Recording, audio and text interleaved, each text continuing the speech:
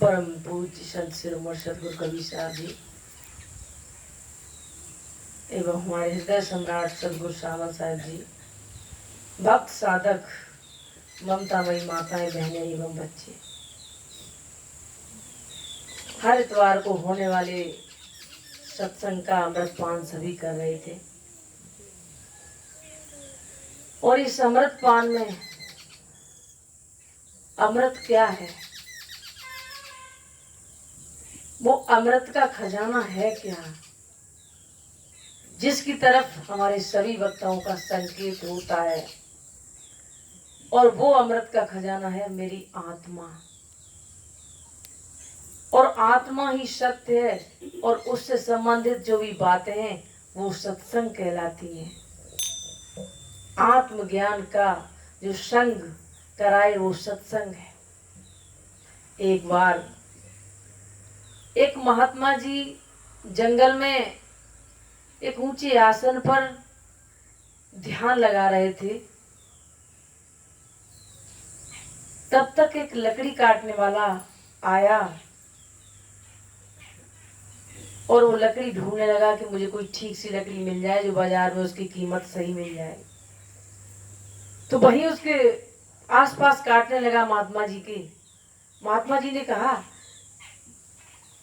कि तू यहाँ कौन सी लकड़ी काट रहा है, थोड़ा सा आगे बढ़ जा, बहुत अच्छी लकड़ियां हैं और तेरा अच्छा गुजारा हो जाएगा। उसने बात मान ली, वो थोड़ा आगे बढ़ गया, लकड़ियां वाकई में अच्छी मिली। 4-6 दिन बाद फिर आया। फिर महात्मा जी ने कहा तू और 10-5 किलोमीटर आगे क्यों नहीं बढ़ जाता है, तुझे चंदन की खादान मिलेगी, चंदन की लकड़ियां हैं जो तेरा गुजारा अच्छा होगा। उसने बातें मान ली और आगे गया, चंदन की लकड़ी मिली तो चंदन की लकड़ी बेच के उसे अच्छा दाम मिल गया। कुछ दिन उसका गुजारा हुआ। जब खत्म हो गया धन, फिर आया। महात्मा जी ने कहा कि तू और आगे क्यों नहीं बढ़ जाता है, आगे तो तुझे लकड़ी काटेगा तब बेचेगा, कोयले की खदान मिलेगी। ऐसा ही हुआ। फिर अगले दिन जब आया तो महात्मा जी ने कहा कि ये छोड़, लकड़ियों के चक्कर में पड़ा है, तो और आगे बढ़ के देख, और भी तुझे कुछ मिलेगा। तो क्या देखता है कि वहां चांदी की खदान मिली। चांदी के बाद फिर सोने की, फिर हीरे की। महात्मा जी ने कहा कि अब तो तेरा काम चल गया होगा, संतुष्ट हो गया। अब उस लकड़हारे को एक शंका उत्पन्न हुई कि जिन महात्मा जी ने मेरी तरफ संकेत किया कि सोना चांदी की खदान है और ये क्यों नहीं ले जाता, तो फिर ये क्यों यहाँ बैठे हुए हैं। ये भी तो उन चीजों से लेके और बेच सकते थे, अच्छा धन कमा सकते थे, ऊंचे कोठी इत्यादि बना सकते थे, संसार में अपना नाम करते। तो उसने महात्मा जी से पूछ ही लिया कि महाराज जी ये तो ठीक है, सोना चांदी हीरे मोती वो तो मिल गई, लेकिन तुमने क्यों नहीं वो चीज ली, आखिर कारण क्या है। उसे एक शंका उत्पन्न हुई। तो महात्मा जी ने कहा कि बड़े तेरे सौभाग्य जो तूने ये प्रश्न मुझे पूछा। हम तो ऐसे पता नहीं कितने लोगों को, कितने लकड़हारों को इसी तरह बताते रहे और वो लेके अपना अपना गुजारा करते रहे, फिर लौट के ही नहीं आए। तेरा सौभाग्य है जो तूने ये शब्द पूछा, इसका मतलब तू कुछ और खजाना चाहता है। तो महात्मा जी ने कहा कि हम इन जिन खजानों को मैंने तुझे बताया है उनसे भी बड़ा खजाना मेरे पास है, यदि तू चाहे तो बता, हम उसका पता बता दे। उस लकड़हारे ने कहा कि मुझे तो अब तो वो ही खजाना चाहिए, ये तो सब ले लिया, देख लिया, अब मेरी जिज्ञासा है और बगैर आपसे उस खजाने का पता पूछे हम यहाँ से जाने वाले नहीं हैं। महात्मा जी ने कहा कि मेरा तो काम ही ये है, इस संसार में जो जो चाहता है उसे वो चीज दे देते। किसी को धन चाहिए, चलो धन की युक्ति बता दी। किसी को दुकान मकान काम चाहिए, उसकी युक्ति बता दी। संतान चाहिए, वो चलो आशीर्वाद दे दिया, सब कुछ बताते हैं, लेकिन आध्यात्मिक आत्मज्ञान का खजाना पूछने वाले तुझ जैसे कोई बिरले आते हैं कि चल हम तुझे भी यही खजाना बताते हैं।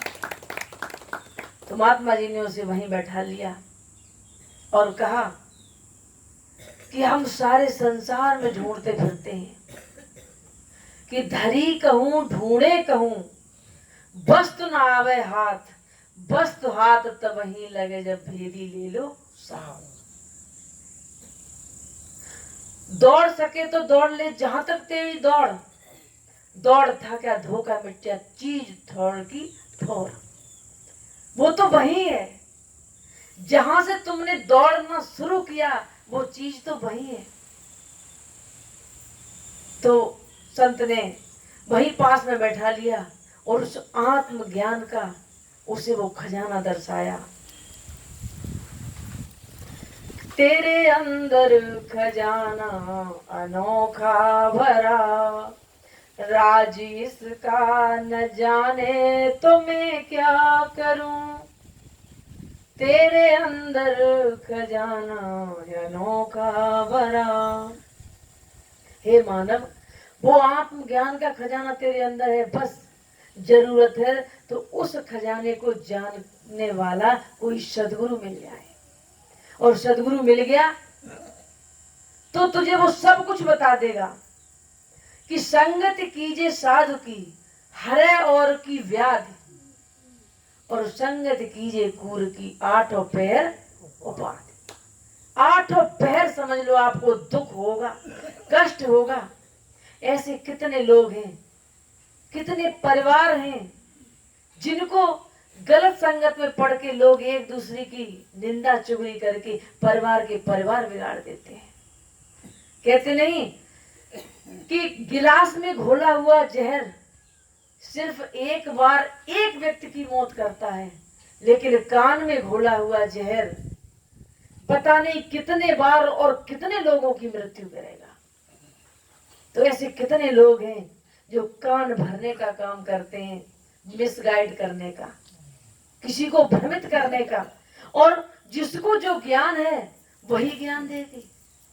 आज हमारे समाज में यदि सत्य ज्ञान का अभाव है तो उनके पीछे सिर्फ शास्त्रीय मतभेद या इन शास्त्रियों की कमी है, जिन्होंने सिर्फ अपना एक 8 दिन का भागवत कथा का एक अपना पूरा अलग सिलेबस सा बना लिया है कि पहले दिन में ये चुटकुला कहना है, ये भजन गाना है, ये गाना गाना है, ये उदाहरण सुनाना है, ये कथा सुनानी, दूसरे दिन ये, तीसरे दिन ये।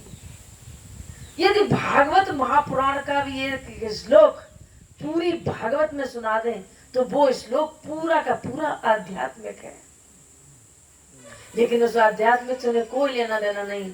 बस सुनाते रहते हैं कि गणेश जी महल से पैदा हुए हैं, फलाना घड़े से पैदा हो गया, सूर्य से कर्ण पैदा हो गए, और लोग आंख बंद करके मान लेते। कुछ टीवियों में देख के कि वो जादू से ऊपर से भगवान जी प्रकट हो गए और उसकी रक्षा कर ली, बचा लिया। छोटे छोटे बच्चे ये समझ लेते हैं कि कोई ईश्वर प्रकट होगा कभी जो मुझे बताएगा और बगैर लिखे मुझे पास कर देगा, बगैर मेहनत किए मुझे एक जादू की छड़ी से बस सोने की खदान बता देगा, हम लेके बेच बेच के पड़े पड़े खाएंगे। पता नहीं क्या दिमाग में भर जाता है। ये सिर्फ ऐसे समाज में जो शास्त्री लोग घूमते फिर रहे हैं, इन्हें ज्ञान है नहीं और वो ही ज्ञान बताते, आध्यात्मिक ज्ञान कि संगत कीजिए साधु की, जिसकी 5 इंद्रियां सदी हुई हैं, जिसका मन और बुद्धि उसके कंट्रोल में है, जिसका विवेक जागा हुआ है, जो अपने जीवन में त्याग और वैराग्य का जीवन जीता है, जिसके अंदर समता का भाव है, जो दुश्मन और दोस्त सबको समान दृष्टि से देखता है, जिसका कोई ना अपना है ना कोई पराया है, ऐसे साधु की संगत करो। संगत कीजिए साधु की, हरे और की व्याधि।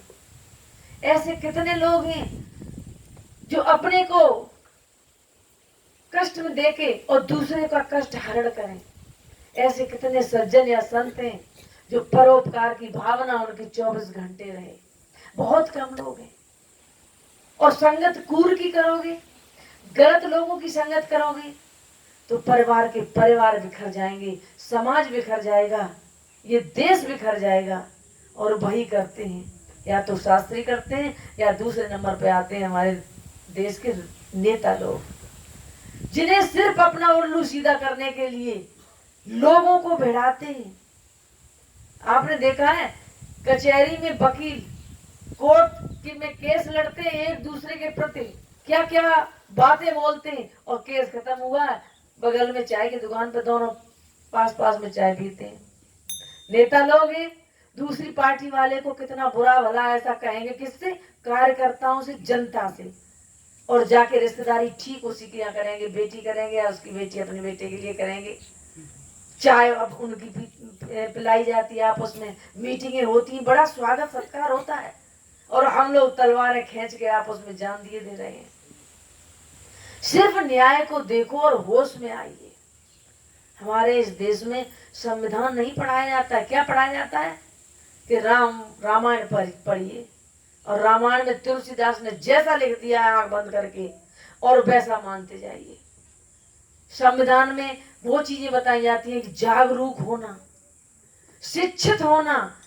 यदि पढ़ा लिखा व्यक्ति भी यदि आडंबर मानता है तो मेरी नजर में वो 2 कड़ी का पढ़ा हुआ नहीं है।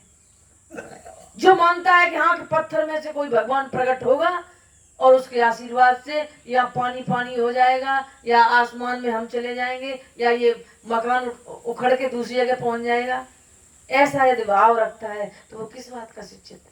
शिक्षित का मतलब ये कि आडंबर रहित होना। इन चीजों को अपने अंदर जानो और समझो। नेताओं की उन मीठी मीठी बातों में ना आकर सिर्फ ये देखो कि न्यायप्रिय और समाज का कल्याण करने वाला कौन है। अपना वोट उसको चुपचाप दो, लेकिन खुद मरो कटो मत। हिंदी मुस्लिम या जातिवाद या पार्टीवाद इत्यादि में अपने आप को मत इतना फांसो कि खाम में आप इकलौती संतान हो, मर जाओगे माँ बाप के लिए तो तुम चले गए, और नेताओं के लिए कोई फर्क नहीं पड़ेगा। तो संगत ऐसे की करो जिससे मेरी बुद्धि और विवेक जागृत हो और हम होश में आए। बोलिए श्री सद्गुरुदेव की।